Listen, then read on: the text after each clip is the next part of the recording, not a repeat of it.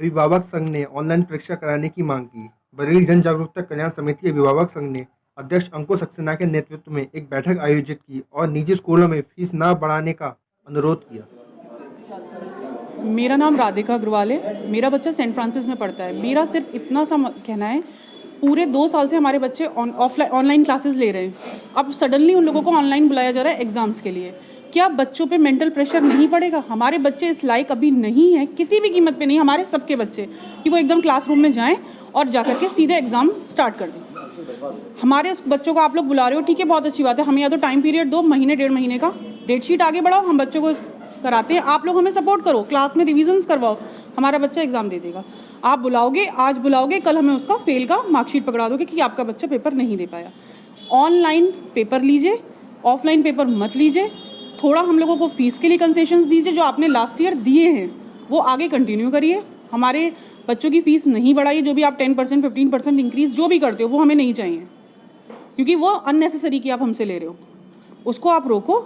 और जो भी हम लोगों के लिए अच्छा हो, हमारे बच्चों के लिए अच्छा हो, वो करो। सिर्फ सिंगल हैंडेड वन साइड मत सोचो आप लोग। हमारा बच्चा 3rd क्लास में है, सेंट फ्रांसिस। मैंने भी सेंट फ्रांसिस की टीचर से भी, प्रिंसिपल से बात करी और मैंने उनको साफ कहा कि अगर हमारा बच्चा फेल होता है तो उसके जिम्मेदार आप होगे। भगवान हमारे 3000 बच्चों के आप होगे। क्या नाम दिया आपने? अंकुर सक्सेना हूँ मैं, अभिभावक संघ अध्यक्ष। क्या मामला है जो अभिभावक संघ की बैठक हो रही है, क्या मुद्दे हैं? देखिए, लगातार आप लोग देख रहे हैं कि 2020 से कोरोना से ये देश और ये विश्व लड़ रहा है, और 2020 के बाद 2021 में भी लगातार हमने कोरोना का कहर को देखा, और 2020 से ज़्यादा जो कहर था वो 2021 में था। उन परिस्थितियों से लड़ते हुए न जाने कितने लोगों के व्यापार बंद हुए, कितने लोगों की नौकरियां छूटी हैं। 2020 और 2021 जैसे तैसे अभिभावकों ने या आम इंसान ने गुजारी, क्योंकि जो उनके पास जमा पूंजी थी उन्होंने उस हानि को उससे भरपाया और अपना गुजारा किया।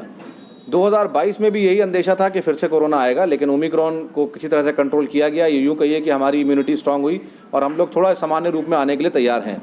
लेकिन सामान्य हालात का होना या सामान्य रूप में आना, इसका मतलब ये नहीं हुआ कि हमारी जो पुरानी क्षति थी वो पूरी हो गई। जिनकी नौकरियां गई हैं वो आज उससे भी कम पैसों की नौकरियों को करने के लिए मजबूर हैं। जिनके व्यापार बंद हो गए वो आज भी उधार जिनसे लिया उनके ब्याज के साथ पैसे लौटा रहे हैं।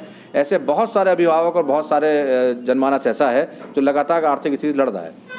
2020 में सरकार को हमने चिट्ठियाँ लिखी, अपने पत्र लिखे, ज्ञापन दिए जिलाधिकारी जी को और मुख्यमंत्री जी को, तो हमने 10% की जो फीस थी जो हर साल बढ़ोतरी स्कूल करते हैं उनको रोक पाए। 2021 में हमको लगा कि शायद सरकार खुद निर्णय लेगी, लेकिन जब लगा कि उस समय तक नहीं दिए गए थे और फीस सब लोग स्कूलों ने डिक्लेयर कर दी अपनी, उसके बाद फिर से हमारी बात लगातार लखनऊ में भी हुई और हमने यहाँ से चिट्ठी पत्री करनी शुरू करी और ज्ञापन और अपने पत्रों के माध्यम से हमने फिर से 10% फीस को रोकने की मांग करी, जो सरकार ने मान भी ली। तो 2020 में 10% फीस नहीं बढ़ी, 2021 में नहीं बढ़ी। सवाल यह, ये दोनों साल कोरोना काल के थे। अब अगर परिस्थितियां सामान्य हो रही हैं तो पहली मांग तो हमारी ये है कि आने वाले सत्र 2022 और 2023 जो है इसमें भी 10% की फीस ना बढ़े स्कूलों की, और ना हम बढ़ने देंगे। कारण केवल ये है कि जिनकी आर्थिक स्थिति खराब थी वो भी सुधरी नहीं है, अभी भी संघर्ष जारी है। लोगों को दोबारा से खड़े होने में समय लग रहा है, इसलिए इस बार भी फीस जो है वो ना बढ़े। दूसरा अभी का जो ज्वलंत मुद्दा है वो ये कि स्कूल वालों ने ये पहचान लिया कि अब बच्चों को, क्योंकि सामान्य स्थिति सरकार भी कह रही है, तो सबको स्कूल बुलाओ, और फटाफट स्कूल उन लोगों ने खोल दिए। और खोलने के बाद उनका जो पहला उद्देश्य था वो ये था कि जिस दिन बच्चा आएगा उसी दिन से उससे फीस की मांग करने लगेंगे। कुछ अभिभावक समझदार होते हैं जो उनको लगता है कि अभी इतना दबाव जो बना रहे हैं स्कूल वाले, पैसों के लिए बना ज़रूर रहे हैं, लेकिन यदि हम चिट्ठी देंगे या अपनी बात बताएंगे तो मामला थम जाएगा। लेकिन स्कूलों ने बहुत अच्छा तरीका अपनाया। कुछ स्कूलों ने जो एग्ज़ाम मार्च में होते थे उन्हें फरवरी में ही कर लिया, और कुछ ने मार्च के शुरुआत में तय कर लिया।